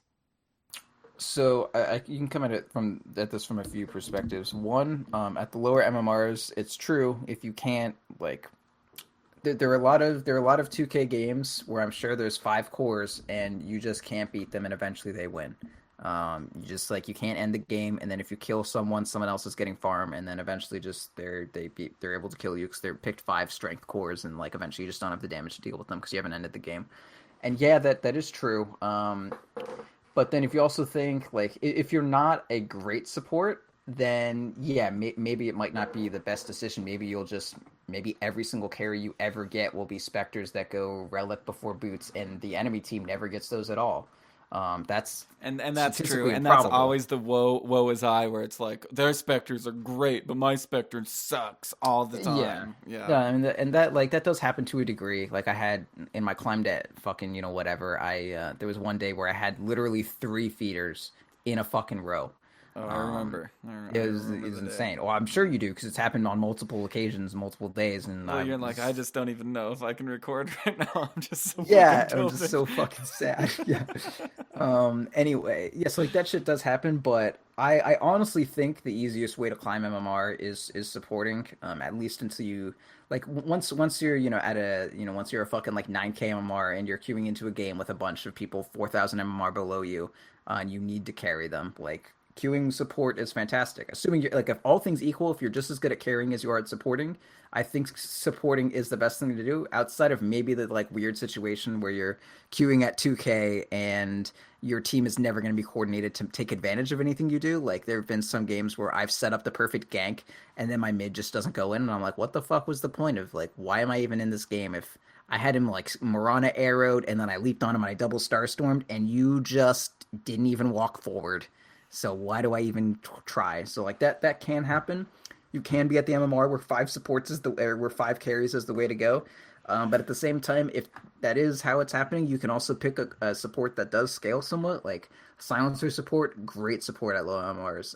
Venge can also kind of transition. Like at that MMR, you know, Venge can definitely transition. A hero like Jakiro is fine. His damage output is insane, and he also kills towers and shit. Venomancer is pretty good. There's like a lot of supports that can actually transition to carries pretty decently. Lina, fantastic. Leshrac, that can still always get, or Shadow Shaman. That's what one of the things that Skrunk played. When he was like low 4Ks, and just every game he would buy wards and shit, but there are a lot of times where he would just say, I don't even care about this fucking shit game or any of these fights you're getting into. He would just like solo push the lane, drop serpent wards, walk the fuck away, free tower every fucking time. So Shadow Summon, great one to pick. It's a great way to force objectives. But I would say overall, I think playing support is a fantastic way to gain MMR. There's definitely more often than not, you're going to be the only support. And if you're guaranteed going to play support, if your team doesn't have any support, chances are the enemy team overall on average is not going to have a person like you. So you're going to be fighting a lot of no support teams. And there have been plenty of games I've played where I just like picked Vengeful Spirit and I ganked. I got 2 kills safe lane, and then I went to mid and I ganked it, and then I was like over leveled, and then I dual laned the off lane for like a minute, and then we wiped their fucking off lane. And like, yeah, I just fucking solo won that game just because I was a support and they didn't know how to deal with my gank. So that's totally viable. And yeah, I guess that's true. I mean, if you're the only unique individual on both teams, then you're probably going to have some sort of X factor impact that the other team won't have. So Eddie's next question was something that we touched on earlier. He said, do you believe it's worth learning to play Earth Spirit and IO at my level, which is 2200 MMR? No.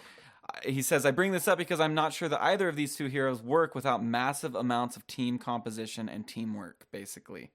Io, absolutely. Earth Spirit is a rumor.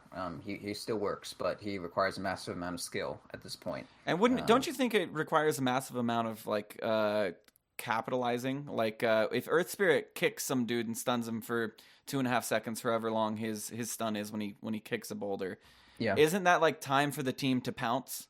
Like, isn't that kick just worthless even if it lands, if nobody's there to take I'd say also coordination. I mean, all rumors are like that, really, for the most part. Outside of, I mean, like when Bounty, like Janata's, if Bounty is sitting next to someone invisible, it's like, hey, I'm gonna go. Like, it's a visual cue that's about to happen. Whereas if Earth Spirit's like somewhere and then he kicks a boulder across the map, and you're like, whoa, maybe I should go on that boulder that's flying across the map. Like, that's a little bit more skill intensive for someone to be like, rather than just like, I see a bounty hunter, I'm gonna kill someone now, rather than like an Earth Spirit kicking someone from off screen.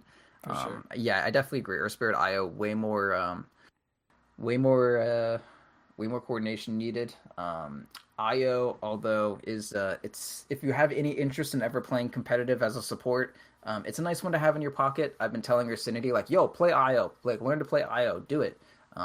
It's like Skrunk never learned, and he played support for a while. Flub thinks he's kind of okay at it, but I haven't really seen it. And Sam plays it a little bit, but isn't really practiced on it. So like Ham doesn't have a single IO player. Dude. It's a garbage hero. So why would you learn? Right. Yeah. It's only like first pick with anyone who actually knows how to play it. Well, it's complete garbage at any other level than pro. So yeah, that's absolutely true. Yeah, the hero sucks if you're not coordinated. But man, like if you ever want to be impressive, like a good competitive player, or you have a really good carry friend that you want to practice with, IO is a really good hero to pick up.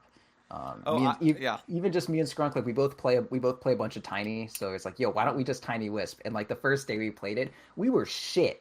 We learned a lot, but we were shit. But we had so much fucking fun. It's like, it's so fun to play with it. If you have a carry friend or someone, or just a friend who plays Tiny, just do it for fun. It's so fun. That's Gothier for me. And we answered one of his questions earlier about Mana Boots Medusa. Definitely very, very, very good. Especially if you have a Wisp. No, he was the first person I ever tethered to. When he played Tiny and I tethered to him, and it just, it felt right. Did you want to get his sin in you? I got his sin in me. He got his sin in him. We both got our sins in each other. And do you think you'll get your sin in me? I would like to one day. I think I know you have this new account going around that's TBD on support. I would love to IO to your Tiny, and I would love for you to Tiny to my IO. That would actually be hilariously fun. We should do that. Oh, holy shit! We should do that like tonight. How late you staying up, dog? I don't even need to die. Okay, neither do I. I don't want to die either. So like, that'd be great. Let's do that.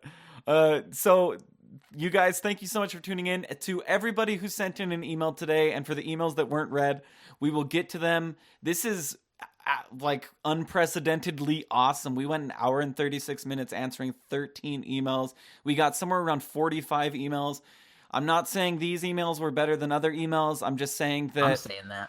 I'm just saying that I did a pre-screening of trying to find uniqueness in emails, because a lot of emails were sent with reiterated topics. But that's okay. I mean, we're talking about support, and there's a lot of things that are reiterated within supporting. Thank you so much for supporting us, Proud and I.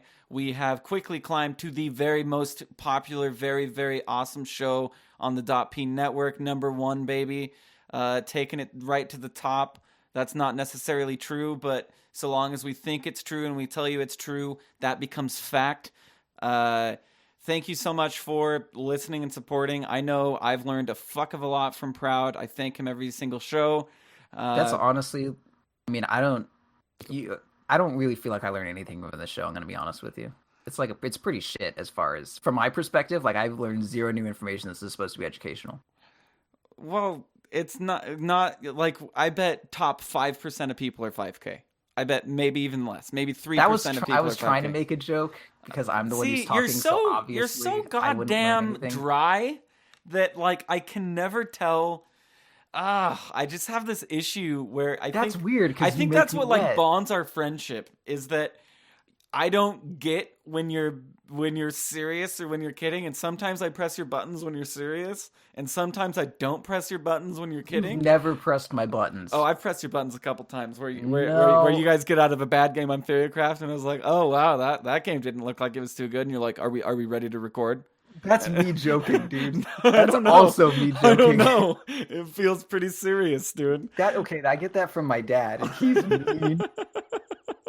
But if any of you guys, and here pretty soon when Proud also leaves us for Beyond the Summit, you'll get to know him in a brighter light, and he is an extra special, perfect eyebrowman, and definitely my favorite person on .p, bar none, next to my brother and even Denny. Proud is definitely the best of the best. Definitely the best of the best of the best. Talked me off ledges, that's for sure. And goddamn it, Proud. Experience with ledges. I have some experience with ledges, and I have some experience with hedges. And I'll tell you this much: I love you, brother. I do. Was that another sex thing? No, I run a hedge fund. Hedge funds. I had a friend who really wanted, my name was Pig growing up, Pigg, not no relation to the animal, and so all my friends wanted animal names. One of my friends wanted to be a hedgehog. I don't really run a hedge fund. I don't even know what a hedge fund is. I know it had something to do with politics or something. Wanted to be hedgy. I was called Possum. No idea why. That's not flattering. I have no idea why. Also, I had a guy pop into the stream yesterday who needed to be swaddled. He was like, you look like you're from Mars and stuff like that. And you know what? Are you? Apparently. And my mom popped into my mind, and she said, they're just jealous. And it made me feel better, honestly. Okay. Yeah, so I don't even know why I'm giving that guy any time on air, honestly. Anyway, this is Proudland. You can find us on twitch.tv/.ptv every Wednesday. Grudy heads up the .p in-houses. It looks like Proud and Ursi will be able to attend more of those more often because of some... Nope. I thought you guys aren't recording on Wednesday anymore. Yeah, we have team practice. Oh, okay. So instead of them participating in our awesome in-houses, they're going to try and go for the pipe dream of making it top 32 on open quals. Let's all wish them luck. We got 64 last time. 32's the dream. You guys we don't make have 32. The world famous Vafa Invoker Spammer, aka the 7K Slayer, who first blooded Perky Pepperonis. But really, we'll make it work. Yeah, no, that was my name to give him confidence. The 7K Slayer? Yeah, there was one game where we were like, oh, we're going to lose this game. And I was like, no, we got Vafa, the 7K Slayer. And he was like, oh, man. Well, who'd you trade him? You didn't trade him out for Ursi, did you? That would have been a big downgrade. Flub. Oh, that's not so bad. That's pretty even. It's fine. We just play a different style now. It's honestly way more fun because I get a lot of the farm and I get to TP to off lane and get kills and shit, and I get to play a very active role. It's cool. So Ursinity's just kind of like standing in until you find somebody better, right? Well, I mean, there are only so many 5Ks, right? It's just me and Ursinity, and then we just have Flub's good, but I mean, I can only rib on because I didn't want to actually do this. I didn't want to be mean. Mm-hmm. But you kind of dragging it out of me. Okay, yeah. What's that? I was just, I mean, I was gonna make an MMR joke because I don't want to shit on Ursinity too much. I love that boy. And he's 5K and so am I, so we have that kind of brotherhood going on. But I want to also, but Flub doesn't deserve to be shit on. So why are you putting me in this position? No, Flub's great. I don't want you to shit on Flub. Yeah, but I can't. I mean, Ursinity is 5K too. There's a brotherhood. Well, I think 5K is kind of a plus or minus 14 thing. I think if you're 5K, it's kind of plus or minus 14. So I think Ursi's more like a 49.99 player, whereas you're like a 5,002 player. You know what I mean? Okay. So I really think the only 5K player that .p currently has on its roster would be you. But of course, that's open to interpretation. And KBBQ's Ghost. And KBBQ's Ghost, who still wanders the hallways of .p. No, KBBQ is now, he was on that True Sight thing. And I was like, oh my god, I saw that. Yeah, that's KBBQ. I've talked to him before. Oh man, I got some bulgogi, fucking marinade and shit at the grocery store that I was using for some steak that I bought. And when I opened it, I was cracking open a bottle of Jack. Crack it open. Except you don't drink. which is Right, that's why the 'cause only it was way I Korean, can do that yeah. is if it's with Korean barbecue sauce. Yeah, Korean barbecue sauce. No, he truly is a great guy, and he has moved on to greater and beyond the greater summits, which good for him. Downgrade. Honestly, he's doing a great job, and we all love Jack, and we wish him success. And the second he came on .p, I was like, dude, are you sure? Like this just small time. Are you sure? Like you're Colombian educated. Why are you underselling Well, beauty? I don't know. We only have like 13 downloads. Those are the 13 people that emailed in. So it's like it's Actually, my mom does 6 times a day. Oh, So so it's like she's supportive. it's nice that she's supportive. Anyway, you can find us at defenseofthepatients@gmail.com, as the 40 or so people did the emailed in asking questions about support. Please, once again, I'll put out a plea to anybody. If you feel like we've missed anything on any of our previous 6 episodes, not counting this one, please email in and say, hey, I'd like this covered. If not, I'll probably be doing a poll next week on whatever topic we so choose to pick. Also, you can go to youtube.ptv/.ptv1, where you can see Fafnir's replay reviews. Also, we're going to be starting some replay reviews because of Patreon. You can go to patreon.com/defense of the patients. You can pay money to get any of the show hosts to go over your replays. It sounds to me like you might want to pick Proud. He is the top MMR, and goddamn, does he have some good things to say. So, without any further ado, this is Roland. If you've actually ever heard my casting, I don't. I mean, I'm not a. I It's don't not flame. about. I don't. No, you're.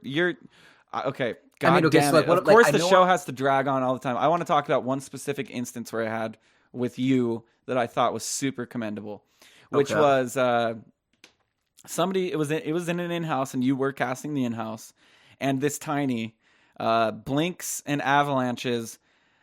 And it's just the biggest whiff in the world. It was just like it was. Yeah, It was. I mean, it wasn't a whiff so much as he blinked an avalanche. Nothing. Yeah, it was just honestly like a weaker caster or a harsher caster, whatever you want to call him, would have been like this tiny, just fucked Caster up with big. no fucking empathy. What a Sociopathic loser. Caster. And you instead of being like that was dumb, you addressed it as, oh wow, the tiny blunk in, and in an attempt to grab somebody who he thought was invisible, barely missed that avalanche and moved on. And in that moment, you turned something that could have been embarrassing and stupid and maybe looked at as like, wow, what a dumb tiny, for the Twitch chat to say, wow, that was still a clutch move had he got the guy. Which I think is a commendable thing, to be able to look at the positives even in a negative, which was a very commendable thing, instead of being like, this tiny's trash.